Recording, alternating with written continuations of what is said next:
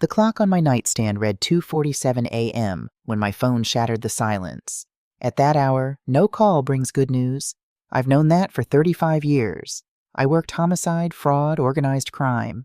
I've received calls at every hour God made, and not one of them, not a single one after midnight, ever started with "everything is fine." I reached out in the dark, my hand sweeping across the nightstand until my fingers found the phone. The screen lit up my face with that cold blue glow that yanks you back from sleep, like a hand grabbing your collar. "Ethan," I answered before the second ring finished. "Ethan, honey, what's wrong?" My voice came out hoarse, sandpaper rough from sleep. But my heart was already wide awake, already pounding with that particular dread that grandmothers know and cannot explain to anyone who isn't one. What I heard on the other end stopped my breath entirely. "Grandma." His voice was broken into pieces, each word coming out between shallow, shaking breaths. "I'm at the police station. Vivian." She hit me with a candlestick. My eyebrow is bleeding. They put a bandage on it, but it won't stop completely, and she's telling everyone I attacked her, that I pushed her down the stairs. And Dad, Grandma, Dad believes her. He's standing right next to her nodding, and he won't even look at me. "Ethan." I sat straight up in bed. My feet found the cold floor. "Which precinct?" "The one on West 10th, Greenwich Village. Listen to me carefully.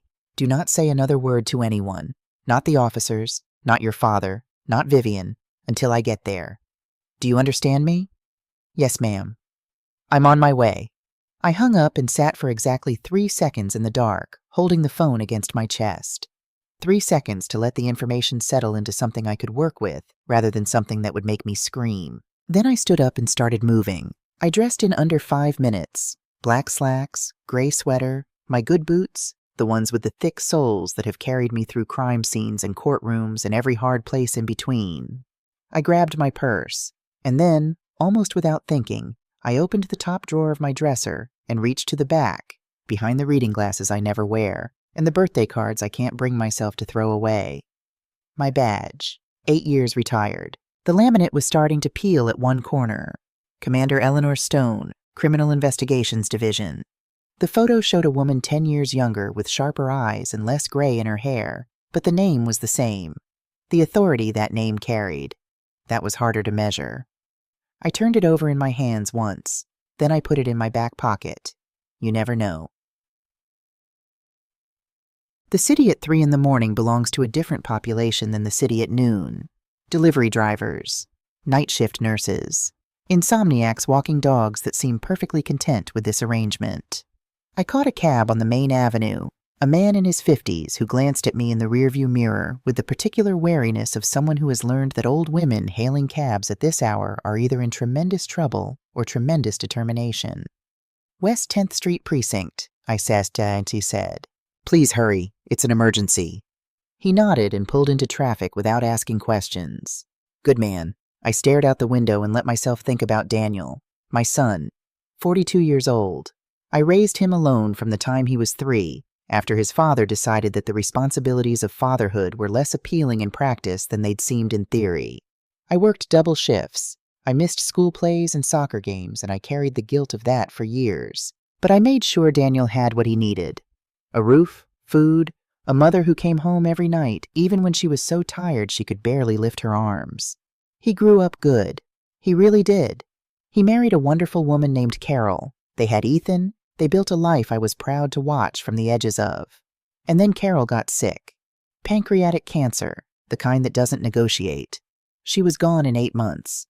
Daniel fell apart, quietly the way strong men do, from the inside, where no one can see the structure giving way until the whole thing comes down at once. He was a widower at 37 with a 12-year-old boy and no map for where he was supposed to go next. That's when Vivian Harper appeared. I remember the first time Daniel brought her to Sunday dinner. She was 30, beautiful in that precise, deliberate way that takes real effort to make look effortless. She laughed at all his jokes. She asked me questions about my career with what seemed like genuine fascination. She helped clear the table without being asked.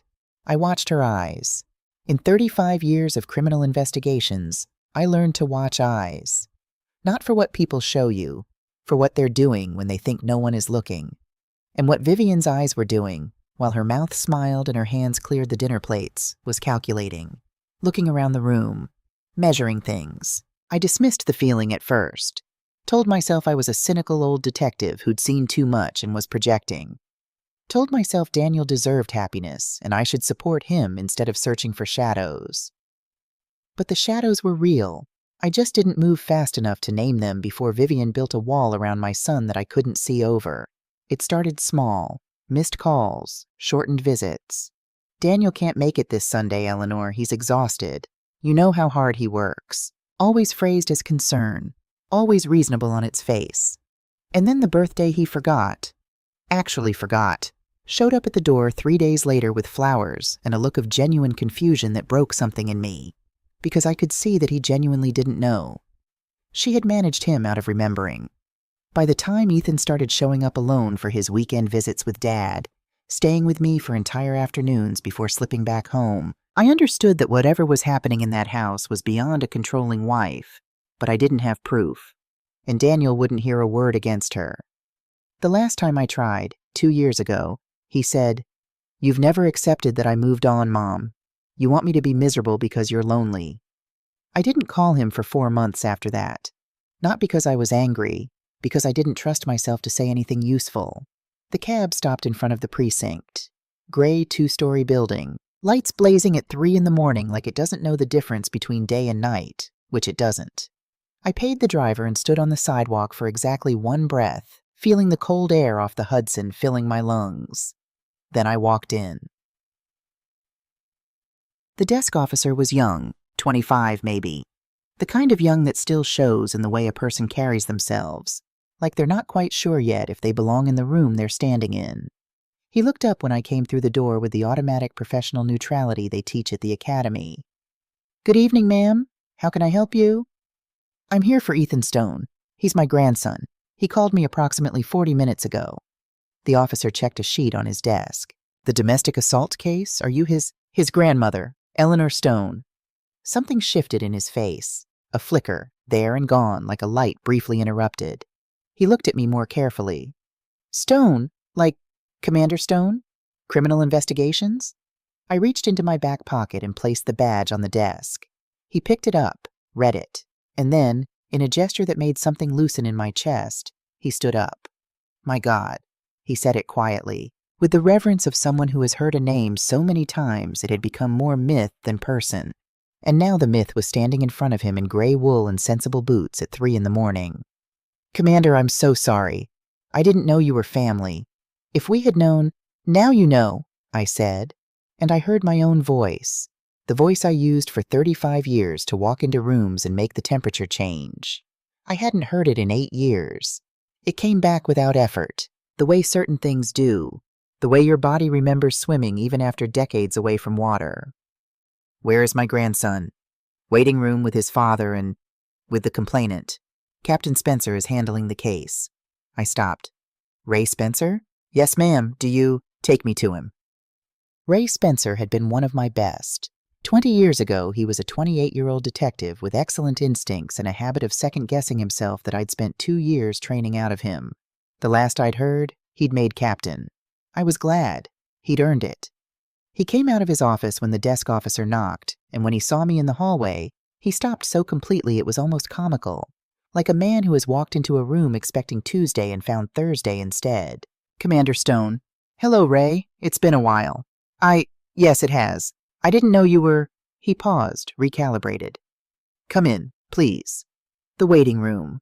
I saw it all in the 2 seconds before anyone saw me looking. Ethan, sitting in a plastic chair with his right eyebrow wrapped in gauze that someone had applied without much skill, his eyes so red and swollen from crying that they were nearly closed. His hands clasped in his lap so tightly his knuckles had gone white. When he saw me, he came out of the chair like a released spring.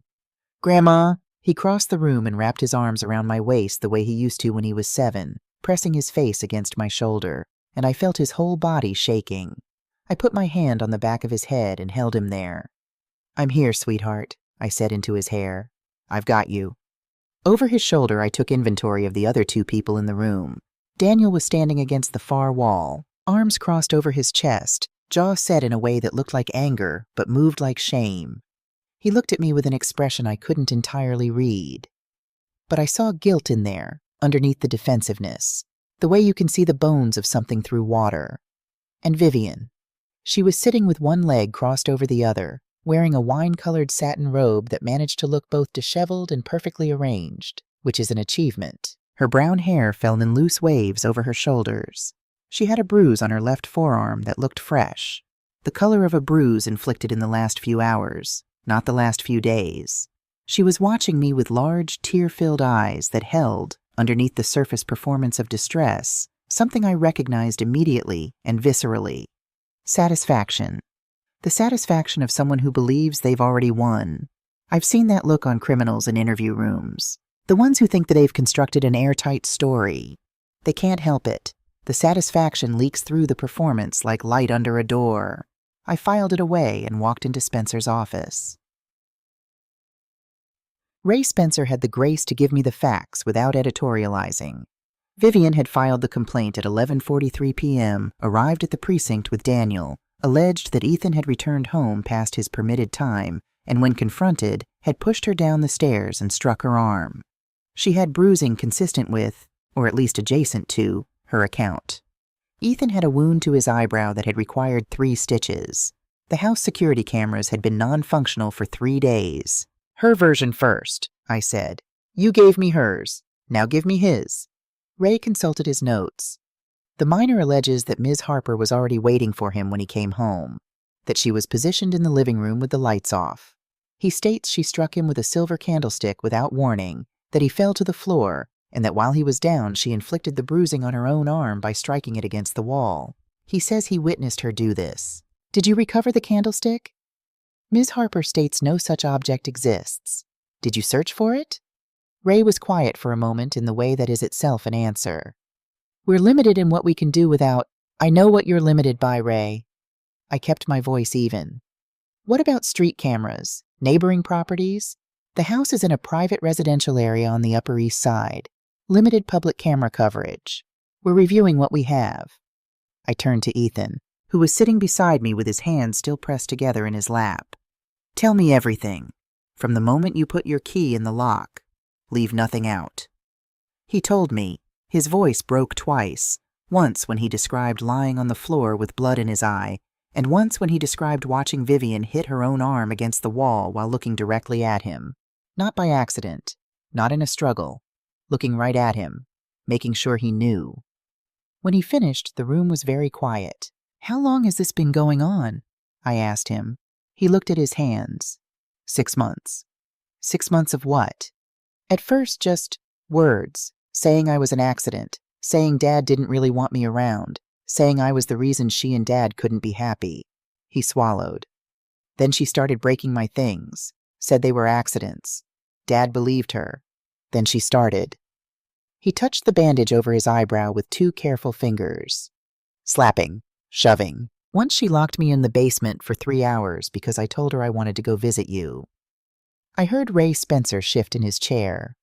Why didn't you tell me, Ethan? Because I was scared that if you got involved, Dad would get angrier at you, and things would get worse. He finally looked up at me. I thought I could wait it out. But last week I heard something. She was on the phone, and I was walking past their room, and the door was open a little. What did you hear? He quoted it from memory, word for word, in a voice so steady it was heartbreaking. Don't worry. When the old woman dies, Daniel inherits the house. We sell it, at least $4.5 million. Then we're done with the kid. Military boarding school in San Diego. The room was silent for a long moment. Ray Spencer cleared his throat. Eleanor, legally my hands are significantly tied here. It's the word of a minor against 2 adults, one of whom has physical evidence of injury. The father is corroborating the wife's account. I can release Ethan into your temporary custody pending further investigation, but without physical evidence. Sign the papers, Ray, I said.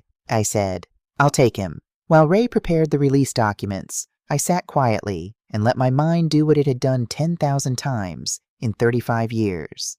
Sorting, organizing, identifying the shape of what I was looking at. 6 months of escalating abuse. Cameras disabled. A story constructed and corroborated before anyone could ask questions. A child positioned as the aggressor. Physical evidence manufactured on the spot. This was not a volatile woman who had lost her temper. This was a plan. And the only question that mattered, the question that would determine everything, was how many times she had run this plan before. Daniel came in to sign the release papers and did not speak to me once. He signed with the quick, jerky movements of someone who wants the pen out of his hand as fast as possible. When he was done, he turned to leave, and I said quietly, "Daniel." He stopped with his back to me. "Your son has been hurt for 6 months. He has photographs." A pause. Then, "I have nothing to say to you." "I know," I said. "I'm not asking you to say anything. I'm telling you something because someday soon you're going to need to have heard it. Your son has been hurt for 6 months. He documented it. And the woman you're protecting tonight is not who you believe she is." Daniel walked out without responding. I watched him go, and I felt the particular grief of seeing someone you love walking in a direction you cannot follow, not because you don't know the way, but because they have to choose to turn around themselves. I turned back to Ethan. "Let's go home," I said. My apartment on the 3rd floor of a building with no elevator smelled like coffee and cinnamon the way it always does. I keep a cinnamon stick warming on the stove because some years ago I read that the smell of cinnamon lowers blood pressure, and I figure at 68 it can't hurt. The familiar smell hit us both when I opened the door, and I heard Ethan exhale, a long, slow release of something he'd been holding for hours. I made hot chocolate the way my own grandmother taught me. Whole milk heated slowly, real cocoa powder, a pinch of salt, a spoon of brown sugar. I cut 2 slices of the pound cake I'd bought at the bakery on the corner 2 days ago.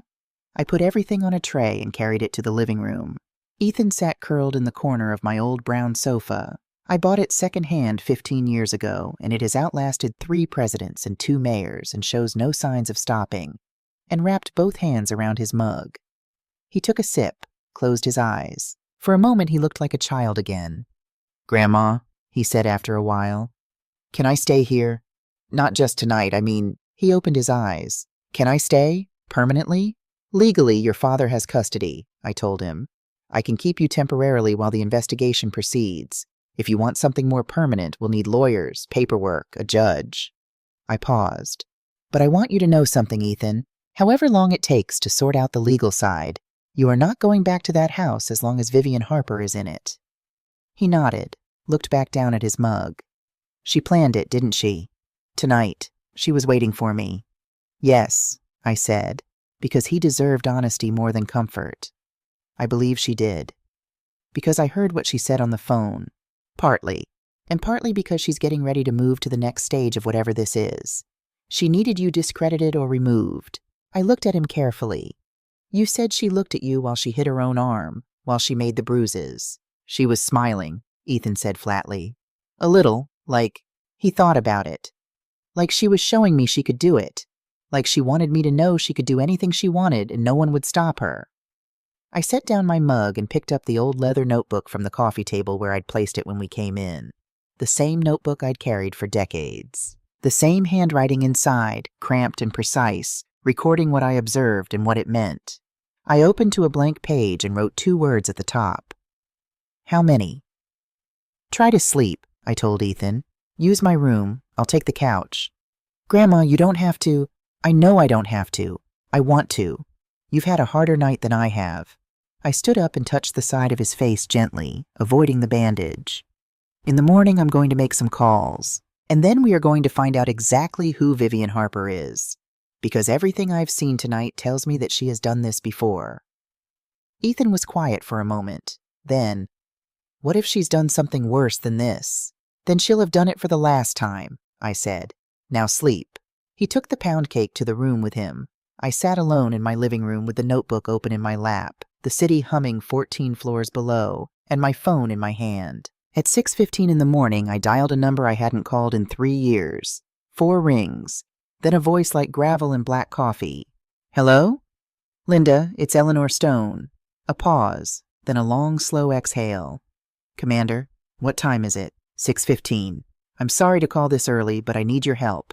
And it's urgent." Another pause. This one was Linda Davis doing what Linda Davis has always done, which is process information faster than almost anyone I've ever known and arrive at the answer before the question has finished being asked. "Tell me," she said. I told her. "All of it. Ethan's call, the police station, Vivian's performance, the disabled cameras, the overheard phone call, the photographs of bruises Ethan had been silently documenting for 6 months. When I finished, Linda was quiet for a moment. "Eleanor," she said carefully, "what you're describing isn't just a controlling stepmother. I know. The pattern, the documentation, the disabled cameras, the manufactured evidence. This is someone who has done this before." A pause. "This is practiced. That's why I'm calling you," I said. "I need everything. Full name, date of birth, background, prior marriages, financial history. Whatever she's buried, I need it found." "Vivian Harper," Linda repeated. "Age? 34. Married Daniel 5 years ago. No family ever present. Claimed to come from money in Dallas, but I've never been able to verify a single detail." "Give me 48 hours. You have them. Eleanor." Linda's voice shifted, losing its professional edge for just a moment. "Are you all right?" I looked around my small living room, the old furniture, the photographs on the walls, the crucifix above the door, the cinnamon stick warming on the stove. "I'm fine," I said. "I'm angry, but angry is useful. It always was with you." I could hear her almost smile. "I'll call you in 48 hours. I set down the phone and sat in the early morning quiet for a long moment. Through the wall, I could hear Ethan sleeping, the soft, steady breathing of someone who has finally, after a long and terrible night, found somewhere safe enough to let go. I opened my notebook and started writing. What I know, what I can prove, what I need to find. The city outside my window was waking up. The first trucks, the man on the corner who sells bagels every morning without fail regardless of weather, the distant horn of something large navigating something narrow. An ordinary Friday beginning. For me, something else was beginning. For 35 years I had hunted criminals for the state of New York.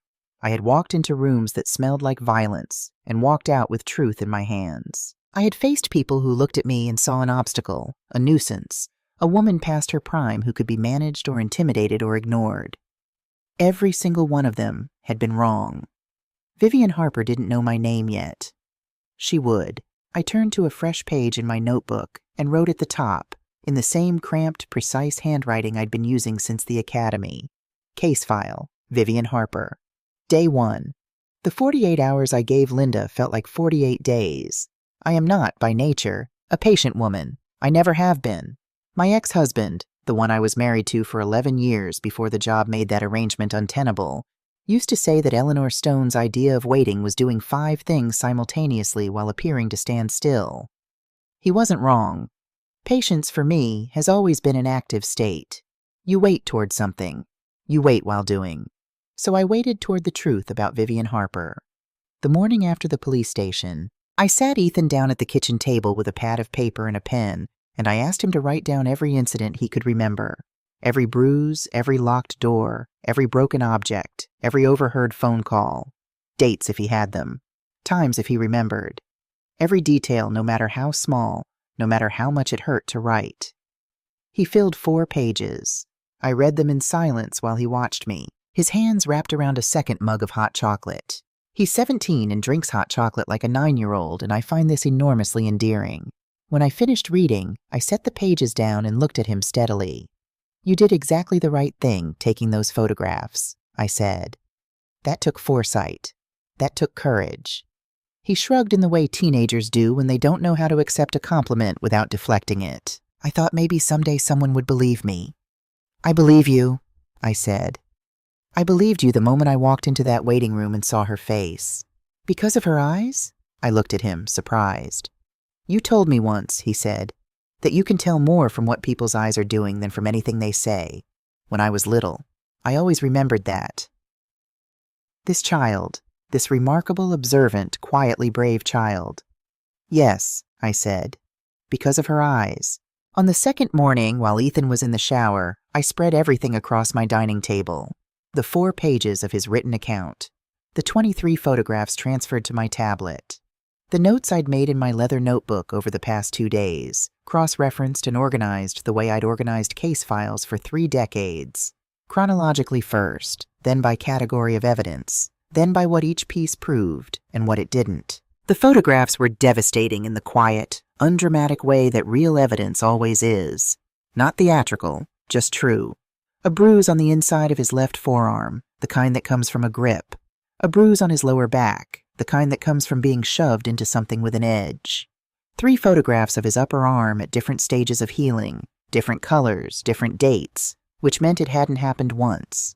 It had happened repeatedly over a period of weeks, and each time he had documented it alone in his room, probably with the bathroom door locked, and then hidden the photographs in a folder no one would think to look in. He had been preparing for the moment someone would finally ask. Ethan came out of the bathroom with wet hair and sat across from me at the table. He looked at the photographs laid out in rows and didn't flinch from them the way I half expected him to. He looked at them with a kind of resigned ownership, the way you look at scars. They're yours. They're part of your history. They're not something you need to perform emotions about. "The phone call you overheard," I said.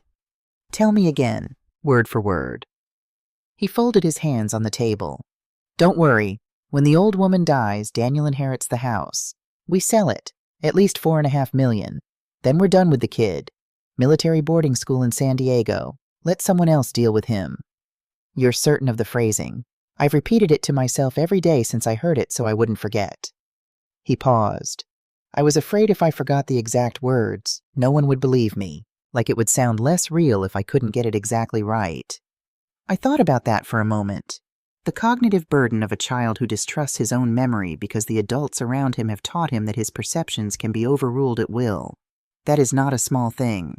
That is damage that takes years to undo. "Did you tell your father?" "The next day when Vivian went out, I told him what I heard." Ethan's jaw tightened slightly. He said I was making things up, that I couldn't accept that he'd moved on, that Vivian had been endlessly patient with me and I was trying to make her look bad. He paused. He said it in this really tired voice, like he'd already decided the answer before I started talking. "What did you do?" I went to my room. A beat. I took a photograph of the bruise on my arm that she'd given me 2 days before, and I put it in the folder. Lord, give me strength. I reached across the table and put my hand over his. I didn't say anything. Sometimes there is nothing to say that isn't smaller than the silence it would replace. Linda Davis arrived at 9 o'clock on the morning of the 3rd day, 42 hours after I'd called her, carrying a manila folder so thick it had 2 rubber bands around it and an expression I hadn't seen on her face in years. Linda is 61, black, built like a former athlete, which she is, college track, Division I, before she decided she wanted to run criminals to ground instead of other runners. She has deep-set eyes that miss nothing, and a stillness about her that makes people underestimate her, which she has exploited professionally her entire career. In 10 years as my deputy, she was the best investigator I ever worked with. In the 3 years since she opened her own private firm, she has apparently not lost a step. She walked into my kitchen, set the folder on the table, and said, "Sit down first, Eleanor." I sat down. Ethan, who had appeared in the kitchen doorway with the radar that teenagers have for significant moments, started to retreat. "Stay," I said. "You deserve to hear this." He pulled out a chair and sat. Linda looked at me. I nodded. She opened the folder. "Vivian Harper's legal name is Donna Lee Reyes," she began. "Born in Houston, Texas, 34 years ago. Wait, correction. 36 years ago. She told your son she was 34. She also told him she attended private schools and came from a wealthy family in Dallas." Linda placed a document on the table, a public school graduation record. She graduated from Jefferson Davis High School in Houston, public school. No record of any university attendance. No record of a wealthy family in Dallas or anywhere else. She let that settle for a moment before continuing. She worked as a waitress, a casino dealer, and a promotional model in various cities across the South and Southwest between the ages of 18 and 23. And then, at 24, she married for the first time. Linda placed a photograph on the table. A wedding. Donna Reyes, younger, slightly different hair, standing beside a heavy-set man of about 60 with a kind face and a rental tuxedo that didn't quite fit him. They were both smiling. He looked happy in the uncomplicated way of a man who believes he has found something real. "Robert Owens," Linda said, 60 years old at the time of the marriage, owner of a chain of building supply stores in San Diego, widower, 2 adult children from his first marriage, a son and a daughter. She placed another document beside the photograph. They were married for 2 years. Robert died of a cardiac event at home on a Tuesday evening. He was cremated at Donna's request within 4 days. She inherited the house, the business, and liquid assets totaling approximately $2.8 million. The room was very quiet. "The daughter," I said. "Patricia Owens." Linda nodded. "Filed a complaint against Donna 6 weeks after Robert's death. Alleged harassment and threats. Withdrew the complaint 14 days later." She set a printout on the table, a transcript of a brief phone conversation Linda had recorded with Patricia's permission. "That woman is dangerous. I don't want anything to do with her or her money. Please don't contact me again." When I called back and pressed gently, she said one more thing before she hung up for good. Linda looked at her notes. "My father was a healthy man until he married her." She used the word healthy 3 times in one sentence. "I've been doing this long enough to know what that means." Linda paused to let that land. Then she continued. "Second marriage. Franklin Gallagher, 58 years old, textile manufacturer, Dallas, widower. They married when Donna was 27. She placed a second photograph. Another wedding, different city, same calculated smile on the bride's face. The marriage lasted 18 months. Franklin fell down the staircase of their home.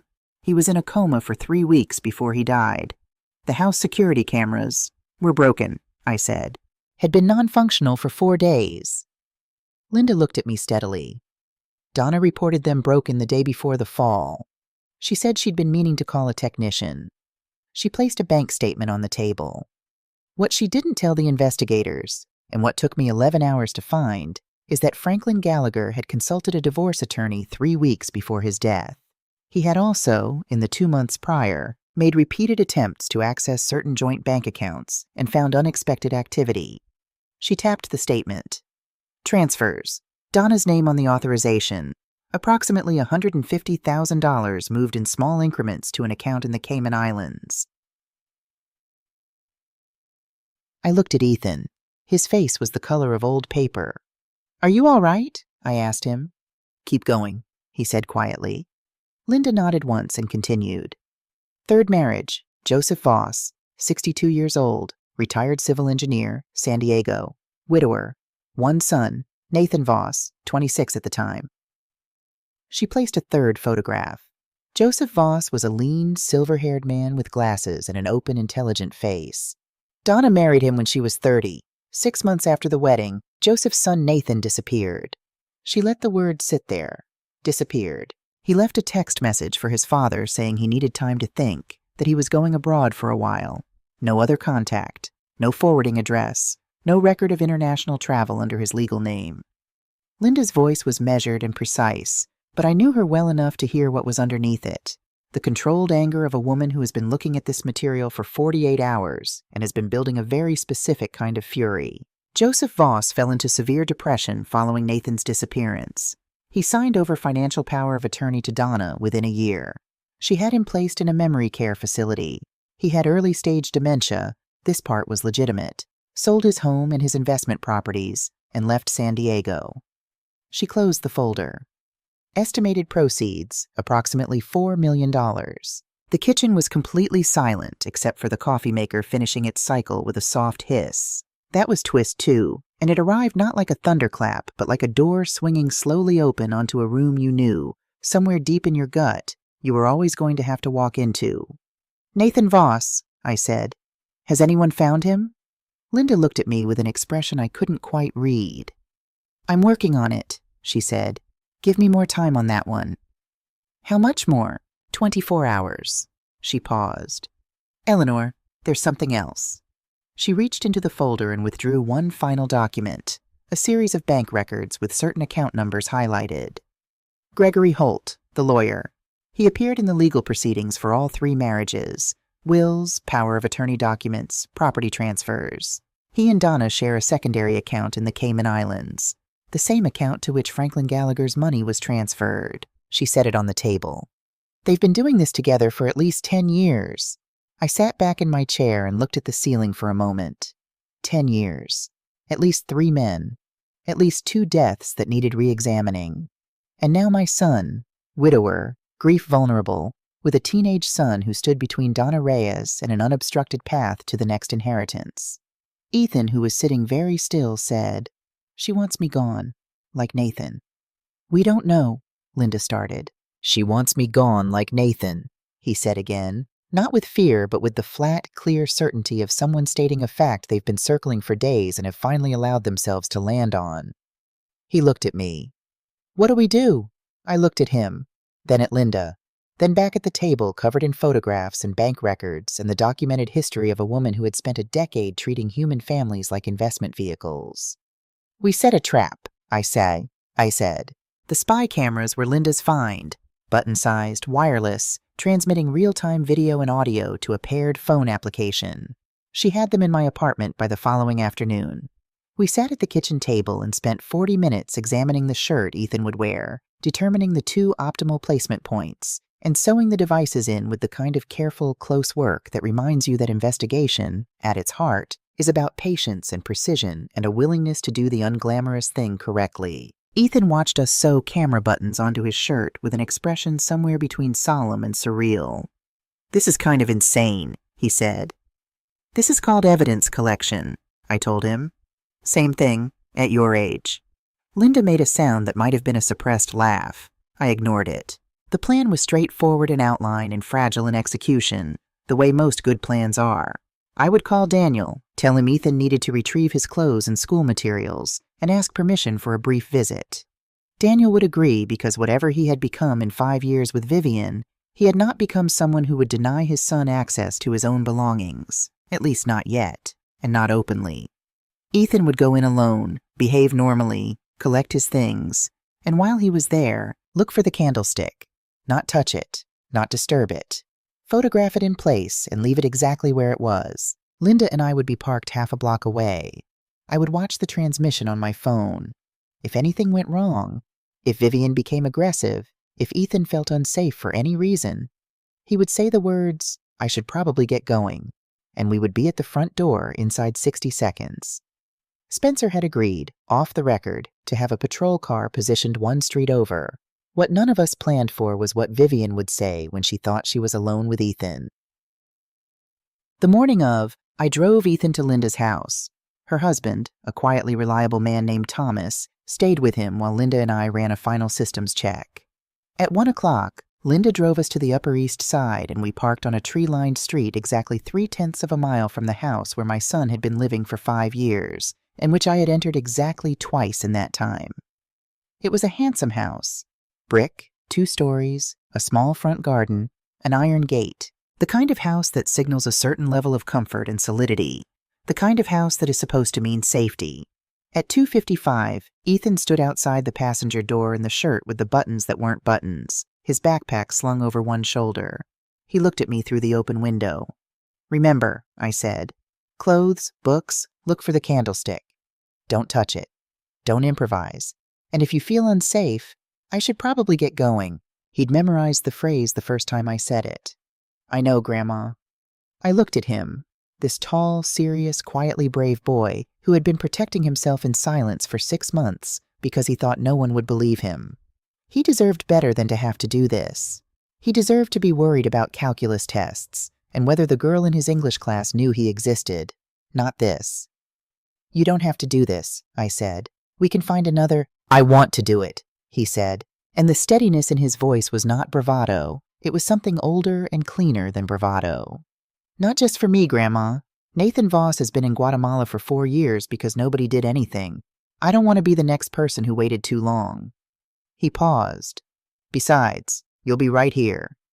I nodded. "Right here." He squared his shoulders and walked toward the house. On my phone screen, transmitted in clear, sharp detail from the button on his chest, I watched every moment. Vivian answered the door in athletic clothes, hair pulled back, no makeup, and somehow managed to look, even so, like a woman who was entirely in control of the situation she was in. Her eyes moved over Ethan with the quick, measuring efficiency of a predator clocking the dimensions of its territory. "You showed up," she said. "I thought you'd chicken out." "I came for my things. Dad said I could." "Your father says a lot of things. Come in, 30 minutes.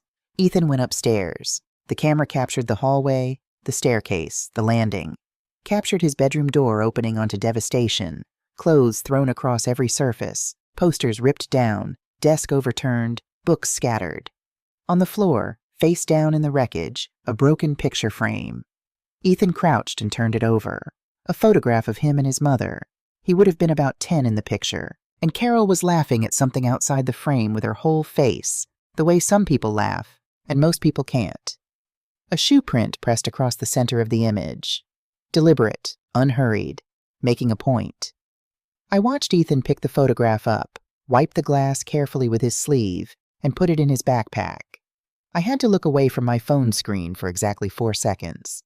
In the desk drawer, behind a pile of his scattered notebooks, the camera caught it, the unmistakable gleam of silver.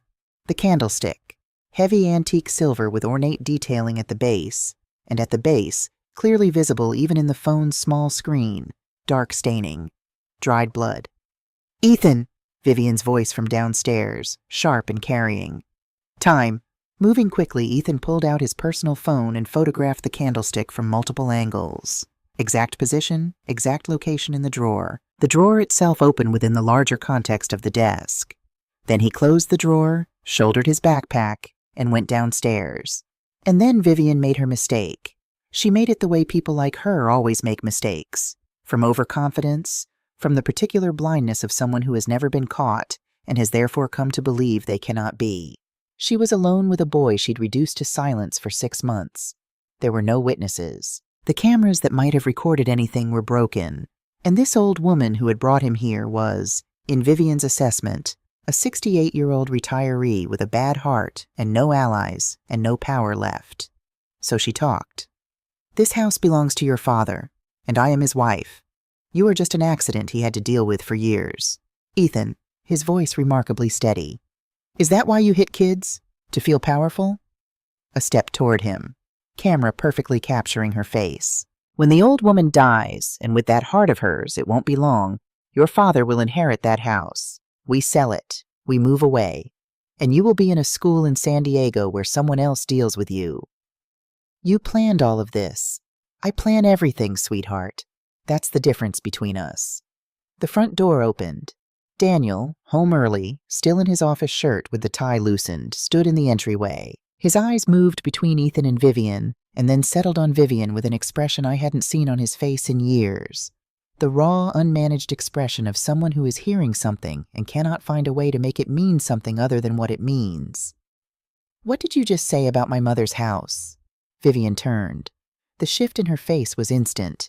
Predator to victim, one seamless motion. "Honey, you're home early. Ethan was just leaving." "Vivian." Daniel's voice was careful in the way that means the opposite of careful. "What did you say?"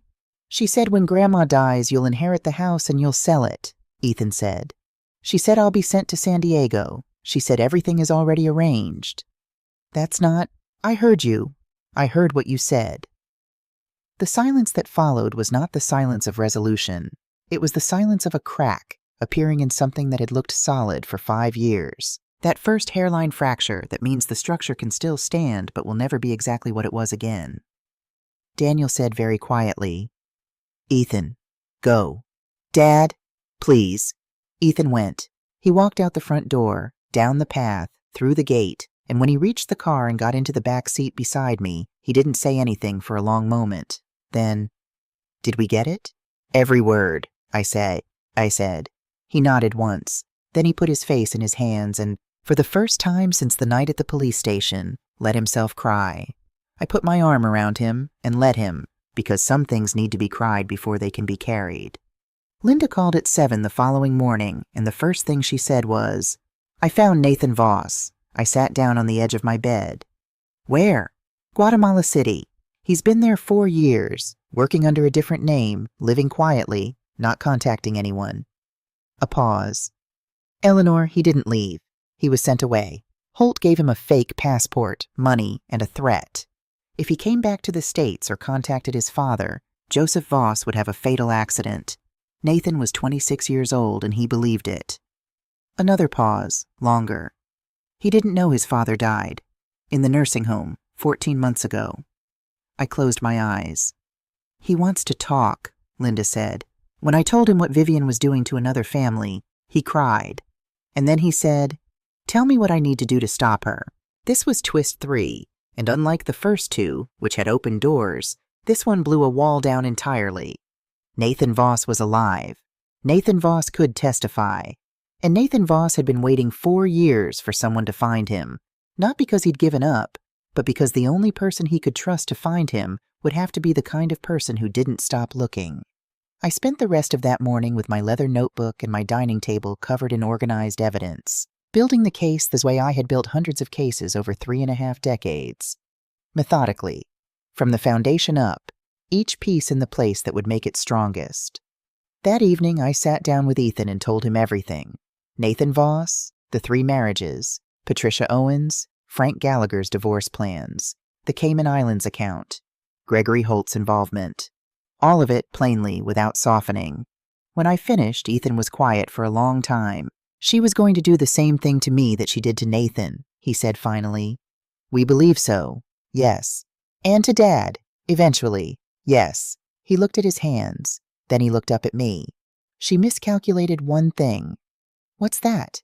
"Nathan didn't have a grandmother like you." I had to look away for a moment, and I am not generally a woman who has to look away.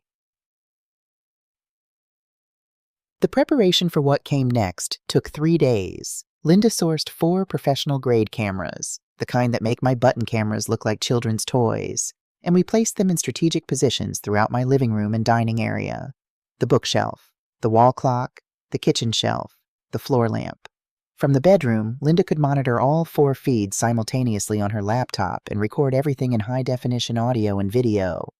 I laid out the scene carefully. Hospital billing statements, courtesy of Linda, who has a talent for realistic-looking paperwork, scattered on the dining table. Prescription bottles on the kitchen counter, nothing alarming, just visible enough to suggest a woman managing a declining situation. The apartment scrubbed and tidied, but left with the particular quality of a space maintained by someone fighting fatigue. Nothing quite as sharp as it should be. I wanted Vivian Harper to walk in and see exactly what she expected to see, an old woman who had run out of road. Then I called Daniel. It was the hardest phone call I had made since the one informing me of Carol's death. Not because of what I had to say, but because of how I had to say it, which was in the voice of defeat, and defeat has never come naturally to me. "I need to speak with Vivian," I said when he answered. "It's important." "About what?" "The house. About all of it." I let my voice sound tired, which required almost no effort because I was genuinely exhausted, just not in the way I was performing. "I'm tired of fighting, Daniel. I've been sick. I just want Ethan to be safe and you to be happy. If that means letting go of certain things, then I'm ready to have that conversation." There was a long pause. I could hear Vivian in the background, very faint. Not the words, just the presence. The way you can hear someone listening even when you can't hear them speak. "I'll talk to her," Daniel said finally.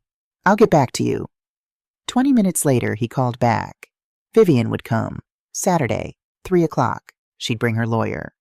"I hope you're not playing games, Eleanor." Vivian's voice came on the line at the end, and something about the deliberate use of my first name landed like a small intended insult.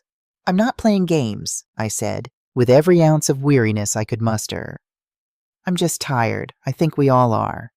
I hung up and sat for a moment in the quiet kitchen. Then I looked at Linda, who was sitting across from me with her coffee, and I said, "Saturday, 3 o'clock. She's coming." Linda nodded slowly. "Then God help her," she said, "because we certainly won't." The night before Saturday, I stood on my balcony for a long time. The city below did what it always does. Moved, glittered, breathed, entirely indifferent to the specific weight of any individual life within it. I have always found this comforting rather than lonely. The city's indifference is a kind of democracy. It doesn't care about your grief any more than it cares about your joy. It just continues, which means you can continue too. I thought about Carol, Ethan's mother, Daniel's first wife. I thought about her laugh, which I can still hear clearly if I close my eyes, and the way she used to call me on Sunday afternoons just to talk, not about anything particular, just to maintain the thread. I thought about what she would make of all of this, and I decided she would make what she always made of difficulty, which was something workable. Carol was a pragmatist. She would have approved of the cameras. I thought about Daniel, not the stranger of the past 5 years, but the boy underneath him, the one who was still in there somewhere, visible for a moment in the parking lot of the police station when he'd heard Vivian say your father will inherit that house. The crack, the beginning of something. I thought about what I was asking him to survive, not just the revelation of what Vivian was, but the revelation of how completely he'd been managed, how many of his own choices had actually been hers, how many years he'd spent sleepwalking through a life someone else had designed for him while he believed he was free. That would be the hardest thing. Not the anger, not the shame, the reconstruction of his own judgment, the slow and painful work of learning to trust his own perceptions again after years of having them overridden. But that work could not begin until the lie was fully exposed. Saturday, 3 o'clock. I went inside. I checked the cameras one last time. I checked the recording equipment in the bedroom. I reviewed my notes. Then I went to Ethan's room. He was staying at Linda's house for the weekend, safe and out of range, and I sat on the edge of the empty bed for a moment, looking at the room I'd made for him over the past week. The extra pillow, the charging cable, the small framed photograph of him and his mother that he'd retrieved from the wreckage of his own bedroom and asked if he could keep here. I looked at Carol's laughing face in the photograph. "I've got him," I told her. "I'm sorry it took me this long, but I've got him now." I turned out the light and went to bed. Tomorrow, Vivian Harper was coming to my home, and she was not going to leave it the way she arrived. Saturday arrived the way important days often do, indistinguishable from any other until you're inside it. The morning was ordinary: coffee, toast. The man on the corner selling bagels called out his usual greeting when I walked past on my way back from the pharmacy. A woman I know from the 3rd floor was walking her elderly retriever, who has a bad hip and moves with the philosophical patience of someone who has made peace with slowness. I said good morning. She said good morning. The city hummed along beneath a pale October sky like it had no idea. Back in my apartment, Linda arrived at 8:30 with coffee from the Good Place 2 blocks over, and a bag that contained, in addition to 2 almond croissants, 4 additional battery packs for the recording equipment. She moved through my living room with the quiet efficiency of someone who has set up surveillance in more difficult conditions than a 3rd-floor walk-up in Greenwich Village, checking each camera position, confirming angles, testing audio levels. I stood in the kitchen and watched her work and felt the particular calm that used to come over me before difficult operations. Not the absence of tension, the organization of it. Every nerve ending pointed in the same direction. "How are you feeling?" Linda asked, without looking up from the laptop she was configuring on my dining table. "Ready?" I said. That's not what I asked. I considered the question honestly. "I'm angry," I said, "and I'm sad, both at the same time, which I'm told is called being human." I paused, but the anger is useful, and the sadness I can set aside for later. So ready. Linda looked up at me then, and whatever she saw in my face made her nod once with the particular gravity of someone who has known you for 20 years and trusts what they see. "I'll be in the bedroom," she said. "You won't be able to hear me, but I'll hear everything." At noon, I drove Ethan to Linda's house. Thomas met us at the door, a big, quiet man who had made Ethan 2 plates of scrambled eggs over the past several days and asked him questions about soccer and managed, through sheer gentle reliability, to make the boy feel temporarily safe in a world that had been demonstrating its unreliability for months. Ethan hugged me at the door. He held on a beat longer than usual. "Be careful, Grandma." "I'm always careful." "You're really not," he said into my shoulder. "But I believe in you anyway." I laughed, a real laugh, sudden and involuntary. I pulled back and looked at him. "Keep your phone on," I said. "I'll call you the moment it's over." "I know you will." He searched my face. "And Grandma, whatever happens with Dad, don't give up on him, even if he does something stupid today. Don't give up." I put my hand on his cheek. "I never have," I said. "I never will." At 2:55, I was sitting in my armchair, dressed in a pale gray blouse and dark skirt, colors chosen carefully to make me look older than I am, more fragile, more like a woman at the end of her resources. On the dining table behind me, the hospital billing statements, the prescription bottles, a glass of water with 2 aspirin beside it, untouched, positioned to be noticed. I had one lamp on. The afternoon light through the windows was soft and indirect. I looked, I hoped, exactly like what Vivian Harper expected to find. The doorbell rang at 2:58. She was early, which told me she was eager. Eager people make mistakes. I went to the door and opened it and let myself appear, just slightly, just enough, to be diminished by what I saw on the other side. Vivian Harper in a camel-colored business suit and heels, her hair in a smooth knot, composed and deliberate as a document. Beside her, Gregory Holt, 52 years old, silver-haired, the kind of expensive that announces itself quietly through small details, the watch, the briefcase, the way his shoes had been polished to a shine that reflected the hallway light. He had the face of a man who had told himself, over a long career of telling himself things, that facilitating evil is different from committing it. And behind both of them, Daniel. My son looked terrible. He had aged something beyond years in the week since the police station. There were new lines around his eyes and a grayness to his skin that comes from sleeping badly and thinking harder than the thoughts want to be thought. He was wearing a jacket and his good shoes, which told me Vivian had told him to dress appropriately, and he had complied without thinking about it, the way he'd been complying without thinking about things for 5 years. He didn't look at me when I opened the door. "Come in," I said softly, tiredly. "Thank you for coming." Vivian walked in first, which I had expected. She moved through my living room the way a buyer walks through a property, assessing, calculating, noting what she saw with barely concealed contempt for its modesty. Gregory Holt followed her, eyes moving professionally over the space. Daniel came in last and stood slightly apart from both of them, his hands at his sides. I gestured to the seating. Vivian took the armchair across from mine, the good one, the central one, with the easy authority of someone claiming territory. Gregory Holt sat on the dining chair I'd positioned near the table. Daniel sat in the chair by the window, slightly behind and to the left of Vivian, where she could see him in her peripheral vision, and he could not quite see her face directly. I had arranged the seating this way deliberately. "Thank you for coming," I said again, and settled into my own armchair with the careful movement of a woman managing physical discomfort. "I know this isn't easy for anyone." "We're here, Eleanor," Vivian said with the brisk warmth of someone who considers warmth a tool rather than a quality. "You said you wanted to talk about the house." "I did." I looked at my hands. "I've been thinking a great deal this week, about what matters, about how much time I have left, and how I want to spend it." I let a pause land. "I don't want to spend it fighting." Gregory Holt opened his briefcase. "Ms. Stone, I've prepared documents for a voluntary property transfer." "In a moment," I said mildly. "I'd like to talk first, if you don't mind. There's something I want to understand." I looked at Vivian.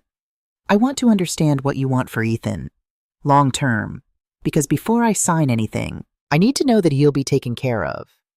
Something shifted almost imperceptibly in Vivian's expression, a small recalibration, the adjustment of someone who had expected more resistance and is now encountering less than expected and cannot quite decide whether to be pleased or suspicious. She chose pleased. That was her mistake. "Ethan's future is something Daniel and I have thought about carefully," she said. "There are excellent schools." "She means boarding schools," Daniel said, from his chair by this window. It was the first thing he'd said since arriving, and his voice had a flatness to it that I recognized. The voice of a man who is saying something out loud in order to hear how it sounds. "She's been talking about a boarding school in San Diego." "It's an option," Vivian said smoothly, "for a young man who needs—" "I know what it is," Daniel said. He was looking at his hands. I let the moment pass without pressing it. Not yet. I had learned in 35 years of interrogation that silence, deployed correctly, is the most powerful thing in any room. People feel silence. They can't help it. And what they fill it with is almost always more useful than anything you could ask them directly. I turned back to Vivian. "Tell me something," I said in the voice of a woman making gentle conversation. "How long have you been planning this? The house, the move, the hotel in Miami?" I kept my voice entirely without edge, simply curious, simply an old woman asking a simple question. "It sounds like a wonderful plan, a boutique hotel. I'd love to hear about it." And there it was. The satisfaction that had been sitting underneath Vivian's performance since she walked in the door, sitting there like a coal, banked and controlled, flared. She couldn't help it. She had been planning this for 5 years. She had executed every piece of it with patience and precision. She had managed a grieving man back into dependency, isolated him from his family, positioned his teenage son as a delinquent, disabled the cameras, manufactured the evidence, and now she was sitting in the home of the last obstacle between herself and everything she'd spent 5 years building toward. And that obstacle was a tired old woman with aspirin on the table and hospital bills she'd left out where anyone could see them. She had won. She knew she had won. And people who know they've won cannot resist, when given the opening, explaining exactly how. "It's a lovely plan," Vivian said, and her voice shed its careful professional warmth like a coat coming off. What was underneath it was colder and more honest. "Daniel and I have worked very hard to get to this point." "Have you?" I kept my voice gentle, admiring even. "You have no idea how much work it takes," she said, "to manage a situation like this. Every detail, every variable." She glanced at Daniel, who was still looking at his hands. "He needed someone to take care of things. He always has. That's not a criticism. It's just a fact about certain people. They need management." She turned back to me, and something in her eyes had gone entirely flat and clear, the way very deep water looks from above. Calm on the surface, cold all the way down. "You were the main complication, honestly. You and your opinions and your interference. Do you have any idea how many times I had to undo a phone call you made, or a visit Ethan snuck in to see you?" "I imagine it was quite a few," I said, "constantly, for 5 years." She shook her head with something that looked almost like admiration for her own patience. "But you know what I realized? The simplest solution was always the most elegant one. You were going to die eventually. Older than you should be for your age, honestly. The heart issues, She glanced at the prescription bottles on the kitchen counter. "The various complications. It was just a matter of time and patience." Gregory Holt shifted in his chair. "Vivian." His voice had the tone of a lawyer who has heard a client say something they shouldn't have and is calculating damage. "Perhaps we should focus on—" "Sit down, Gregory," Vivian said without looking at him. "We're having a conversation." He sat. I noted with professional satisfaction that he had not said stop. He had said focus on. There is a difference, and it tells you something important about a man. "And Ethan?" I said. "In this plan of yours. The school in San Diego is a good school, structured, disciplined. He'll benefit from it, honestly. He's been indulged." She tilted her head slightly. "He's like you know. That's the problem. Too much of you in him. The stubbornness, the refusal to accept how things are." I heard Daniel make a sound. Very small, almost inaudible, but I heard it. "Vivian," I said, and my voice changed. Not raised, not sharpened. Simply restored. The voice I had used for 35 years. The voice that changed the temperature of rooms.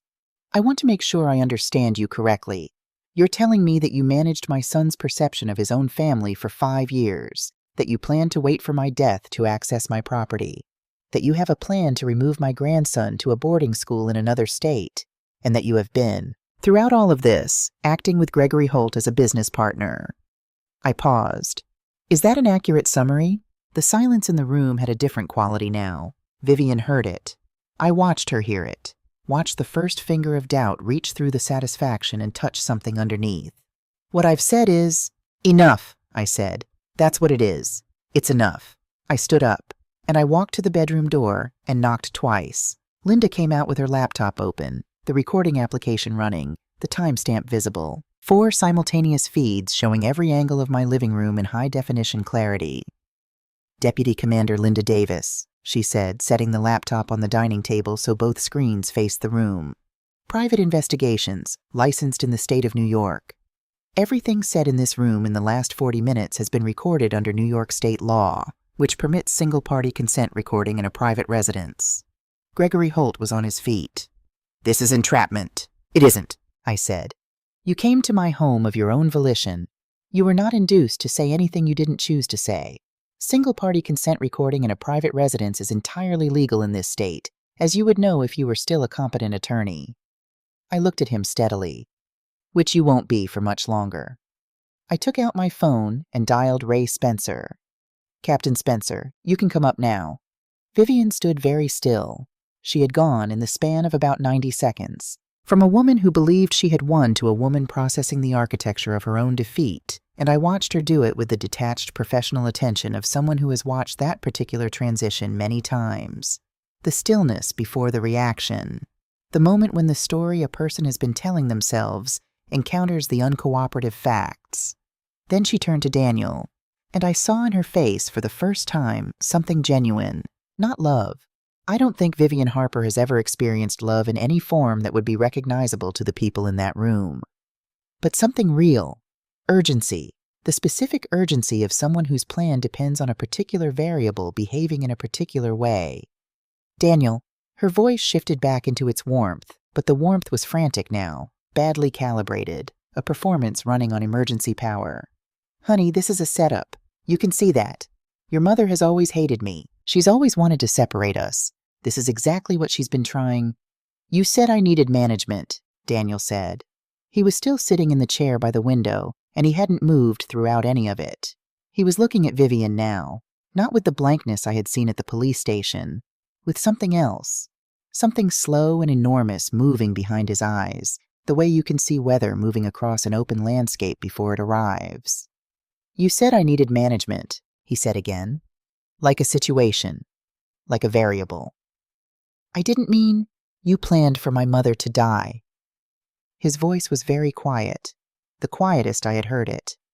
You planned for it, as a timeline, as a business event. Daniel and Ethan, you were going to send Ethan to San Diego. He stood up slowly. You were going to take my son and...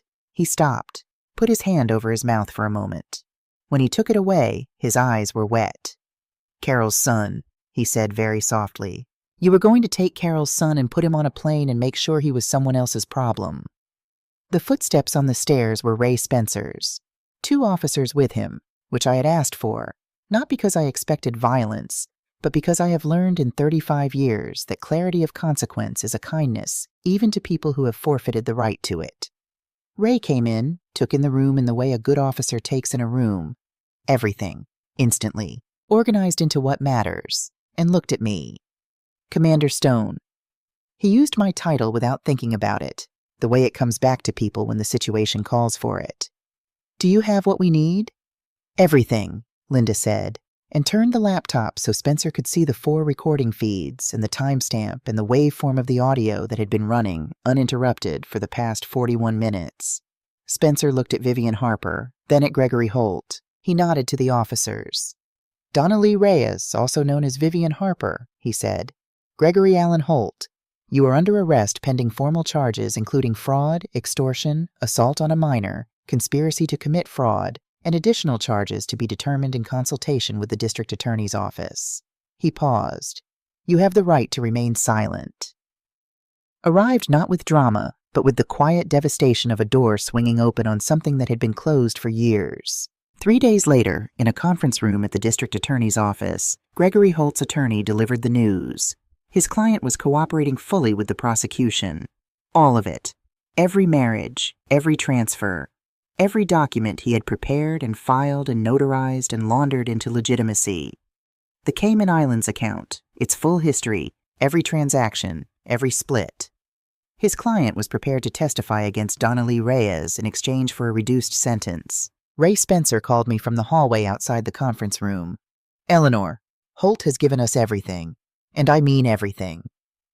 I was sitting at my kitchen table when I took the call, and Ethan was across from me doing calculus homework. And when I hung up, I said, Gregory Holt just handed us the case. Ethan put down his pencil. He turned on her?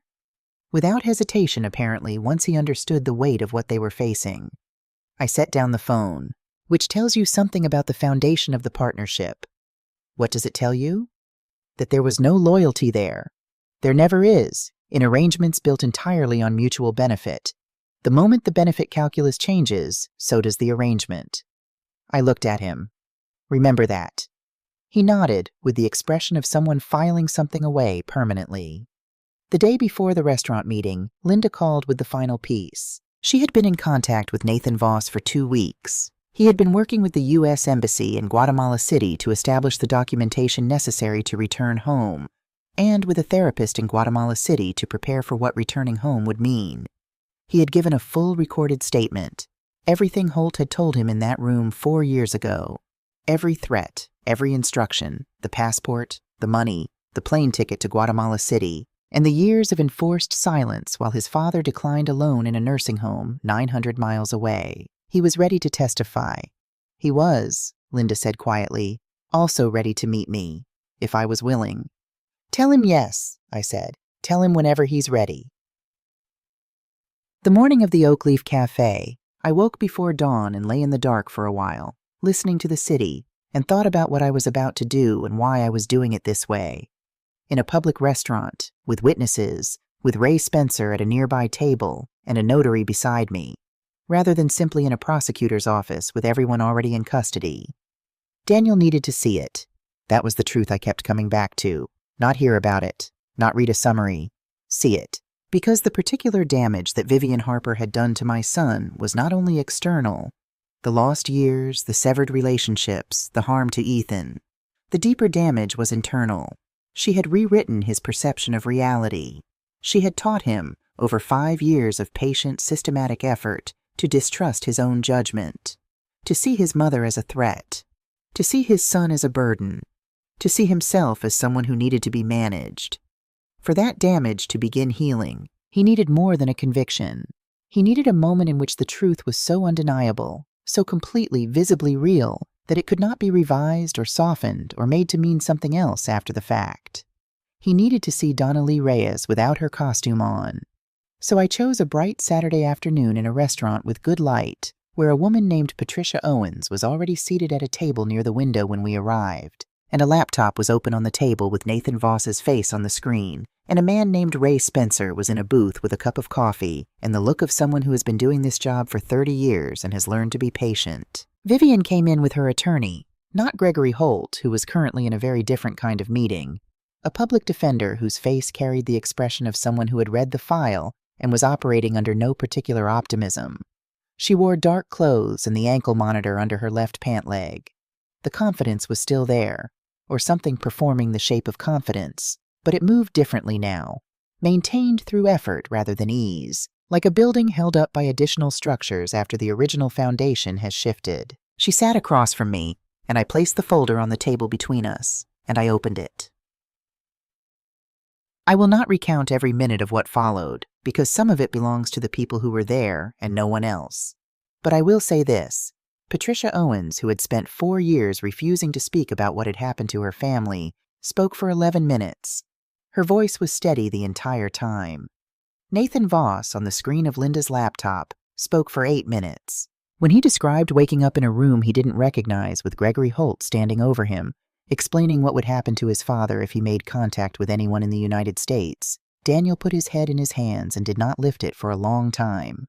The bank statements, the Cayman Islands account, the timeline of 3 marriages and 3 inheritances and 1 young man exiled to Guatemala so he wouldn't complicate the 4th, and Gregory Holt's full written confession, which his attorney had submitted to the district attorney the previous morning, which laid out in the flat, effectless language of legal documentation exactly what had happened and when and who had decided it, and who had made it possible. Vivian said nothing for most of it. She sat with her hands folded on the table, and I watched her face do the work of a person who is reorganizing their strategy in real time, looking for the angle, the reframe, the version of events that could still be constructed from what remained. Because that is what people like Donna Lee Reyes do. They look for the angle. They believe, even in the moments that would disabuse most people of the belief, that there is always an angle. When the officers approached, Spencer had arranged for them to wait outside until I gave the signal, which was placing both hands flat on the table. She turned to Daniel one last time. "You know this is what she wanted," she said to him. The warmth was entirely gone now. What remained was just the cold, clear voice of a woman who has stopped performing. "She's been trying to take you back your whole marriage. You were happy with me. Whatever she's shown you today." "I heard you call me a variable," Daniel said. He still had not raised his head from his hands. He said it without looking at her, and his voice was so tired it was almost without inflection. "I heard you say I needed management. I heard you plan my mother's death like a business calendar item." He lifted his head finally and looked at her. "We weren't happy, Vivian. I was managed.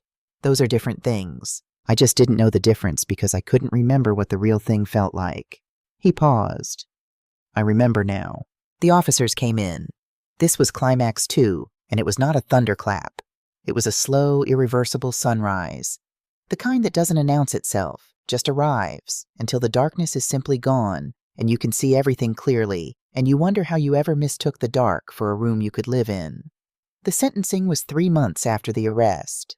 I had been to many sentencing hearings in my career, as an investigator, as a witness, occasionally as the person who had worked the case that put the defendant in that chair. They are, in my experience, rarely the cathartic events that people expect them to be. The work is already done. The truth has already been established. The hearing is the administrative conclusion, necessary, important, but quieter than the work that preceded it. This one was different. Ethan sat to my right in a charcoal suit we had bought together at a department store on a Tuesday afternoon, during which he had made me laugh 3 times and tried on a hat that looked ridiculous and put it back without being asked. Daniel sat to my left. Between us, in that quiet courtroom that smelled of old wood and paper and the particular gravity of decisions made within its walls, we were a family of 3 who had been, a year ago, effectively strangers. The room was full. Patricia Owens sat in the front row with her husband. Nathan Voss, back on American soil for the first time in 4 years, sat 3 rows behind us. He was thin and quiet, and had the careful, measured quality of someone who has learned to take nothing for granted. We had met twice in the weeks before the hearing, and on the second meeting he had told me, simply and without drama, "Thank you for not stopping." I had not known what to say to that, which is unusual for me, so I had simply said, "You were worth finding." Ray Spencer sat in the second row in a civilian jacket, off-duty, present by choice. Linda sat beside him and winked at me when I came in. Climax 3 arrived not in the form of revelation. All revelations had already been made, but in the form of consequence. Judge Martha Calloway was 60 years old, gray-haired, with the kind of face that has been shaped by decades of sitting in judgment of the worst possibilities of human behavior, and has arrived at a kind of weathered, unsentimental compassion that is the most useful thing a judge can carry into a courtroom. She read the verdict and the charges. She acknowledged the statements from the victims' families.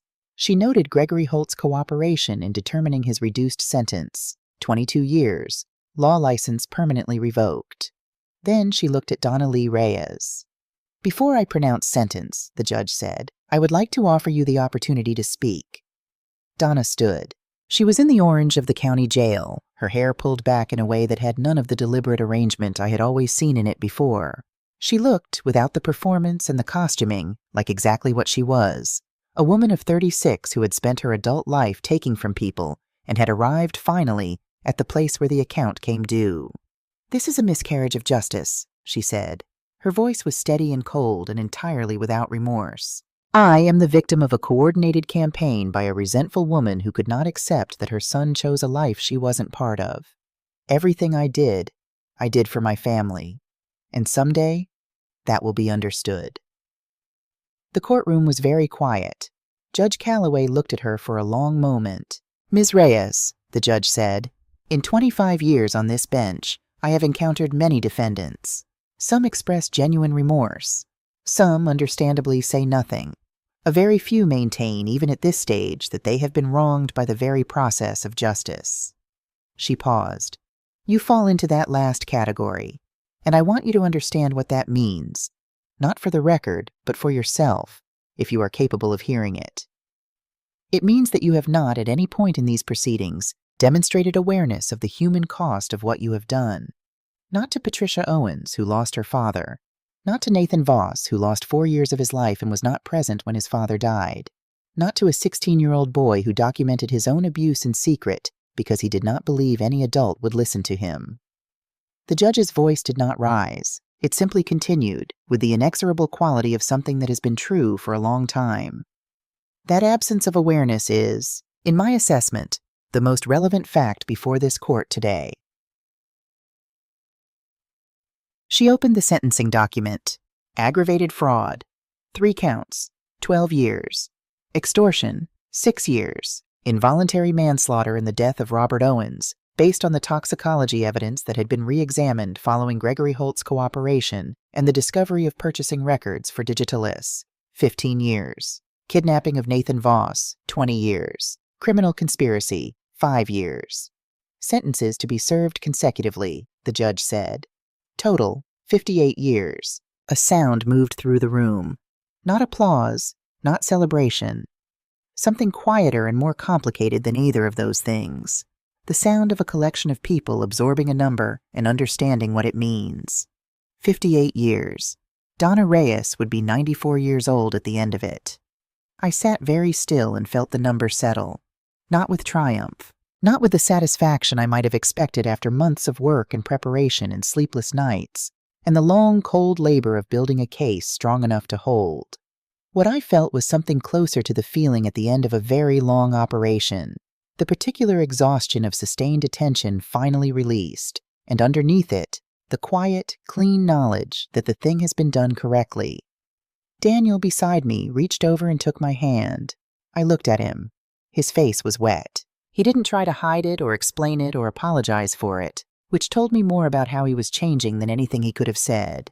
I held his hand and looked at the front of the courtroom where the judge was completing her paperwork, and Donna Lee Reyes was being led away by 2 officers who treated her with the professional indifference of people for whom this is Tuesday. She looked back, once, at the room, looking for something. I'm not sure what. Perhaps for Daniel. Perhaps for the angle she was still trying to find.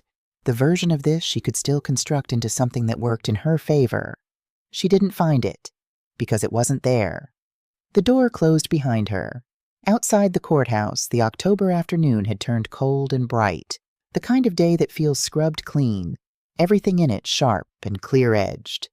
Patricia Owens found me on the steps and took both my hands and said simply, "Thank you." I told her she had been brave, and she had been, braver than she knew, to speak in that courtroom about her father. She shook her head. "You made it possible to be brave. There's a difference." Nathan Voss was quieter. We stood together for a moment at the bottom of the steps while Ethan and Daniel talked on the sidewalk a few feet away, and Nathan looked out at the street with the expression of someone relearning how familiar things look after a long absence. "It's strange to be back," he said. "I imagine it is. I keep thinking I should call my father." He paused. "And then I remember." He was quiet for a moment. "I'm going to start the foundation in his name, a scholarship for civil engineering students." He looked at me. He would have liked that. He always said the best thing a person could build was something that lasted after them. "He was right," I said. "See," he said. "So are you." He glanced over at Ethan, who was saying something that was making Daniel laugh. A real laugh, surprised out of him, the laugh of a man rediscovering that he has one. "You built something that lasted, Commander Stone, even when they tried to tear it down." I didn't know what to say to that either. After a while, Linda came and stood beside me and watched the street with her coffee. The afternoon crowd moved around us in both directions, entirely unaware that anything had concluded. "How do you feel?" she asked. "The same as after every case," I said. "Ready for what comes next." "And what comes next?" I watched Daniel put his arm around Ethan's shoulder and say something close to his son's ear, and watched Ethan lean into it for a moment. The lean of a person who has been offered something they thought was lost and is testing whether it's real. "Harder work," I said. "Better work." Arrived 6 weeks later in the form of a phone call from Linda. Patricia Owens had formally established the foundation.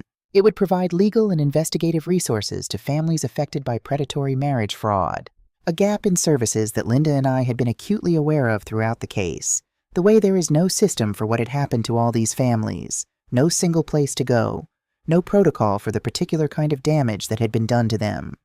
Patricia had named it the Eleanor Stone Foundation for Family Protection. "She says you restored her faith that the truth can win if someone fights for it long enough," Linda told me. "She wants to know if you'd be willing to serve on the advisory board." I sat in my kitchen for a moment, holding the phone, looking at the cinnamon stick warming on the stove. "Tell her yes," I said. 6 months after the sentencing, I woke up on a Saturday morning in May to the sound of people in my kitchen. The particular acoustics of my apartment mean that I can hear the kitchen from my bedroom if I leave both doors slightly open, which I've done since Ethan moved in because old habits of parental vigilance don't fully uninstall themselves, apparently, even when the child is 17 and 3 inches taller than you. I lay in bed and listened to the specific music of 2 people making breakfast. The deliberate clatter of a person who doesn't quite know where everything is yet, moving around someone who does. I could hear them talking. Not the words, just the cadence. Back and forth, with occasional pauses and what sounded from this distance like laughter. I stayed in bed for an extra 5 minutes, which I never do, just to listen to it. When I came into the kitchen, Daniel was at the stove. My stove, which he has known since childhood but is relearning now, which seems right, somehow. And Ethan was at the counter cutting fruit with the focused concentration of someone who has decided that if he is going to do a thing, he is going to do it properly. There was coffee made. There were bagels from the corner man. There was a small vase with flowers in it that had not been there yesterday, and which told me someone had planned this. Had gone out this morning before I woke up specifically to buy them. "Happy birthday, Grandma," Ethan said without looking up from the cutting board. I had completely forgotten. 69 years old. A whole life. "You didn't have to," I started. "We wanted to," Daniel said. He turned from the stove and looked at me, and I saw in his face what I have been seeing gradually more of over the past months. Not the blankness, not the managed remove of a man living inside someone else's script. Just Daniel, my son, older and more careful than the boy I raised, marked by things that happened and things he allowed to happen and things he is still making his peace with. But there, present, his own. "Sit down, Mom," he said. "We made eggs." We ate breakfast at the small kitchen table with our knees almost touching, because the table was always designed for one and is genuinely inadequate for 3, but none of us have suggested getting a larger one, because there's something in the inadequacy that is itself a comfort, the specific pleasure of being a little too close. After we ate, Ethan produced a package wrapped in green paper and placed it in the center of the table. It was a photograph album, not old photographs, new ones. 6 months of them, from the day after the sentencing forward, assembled and annotated in Ethan's precise handwriting. The 3 of us at a diner in Brooklyn on a rainy Tuesday evening, eating pancakes for dinner because Ethan had declared it was that kind of day. Daniel and Ethan at a soccer game, standing in front of a bleacher with matching expressions of people enduring something cheerfully. A photograph of me and Linda at the opening of the Eleanor Stone Foundation's first community event, both of us in good jackets and squinting slightly into the sun. The 3 of us planting a cherry tree in the community garden on West 11th Street. City permit obtained by Ray Spencer through channels he declined to specify. Ethan on moving day, standing in front of his first Georgetown dorm room with the expression of someone trying to appear casual about being terrified. On the last page, a photograph I didn't remember being taken. The 3 of us on my small balcony, the city behind us, laughing at something outside the frame. Underneath it, in Daniel's handwriting, "Family isn't always the people who show up first. Sometimes it's the people who show up when it counts, and the ones who never stop showing up at all. Thank you, Mom, for never giving up on us." I looked at the handwriting for a long time. Then I closed the album and set it on the table and looked at my son and my grandson. These 2 people who are, in ways that matter more than I can articulate, the central fact of my life. "I have something to tell you both," Daniel said. He had the expression of a man who has rehearsed something. "I've been seeing a therapist, twice a week for the past 4 months. I wanted to be sure it was working before I mentioned it." He looked at me. "She's helping me understand how I let it happen. The isolation, the compliance. Why I needed someone to make my decisions for me after Carol died, and why I didn't notice what that need had cost me." He paused, and she said something last week that I've been thinking about since. She said that the people I hurt by being absent were the same people who never stopped loving me through it, and that the hardest thing I would probably have to learn is how to accept that. Ethan said quietly.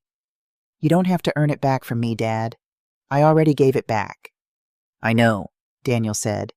"I'm working on believing it." I reached across the small, inadequate table and put one hand over Daniel's and one hand over Ethan's. "This is not a short process," I said. "What you're doing, Daniel, the therapy, the work, that takes time. And healing a family that's been hurt takes longer than healing a person. There will be hard days. There will be days when old patterns come back and you won't know why." I looked at them both. "But you're here, both of you, at this table. And that means we are already past the hardest part." "The hardest part," Ethan repeated. "What was the hardest part?" I looked at him.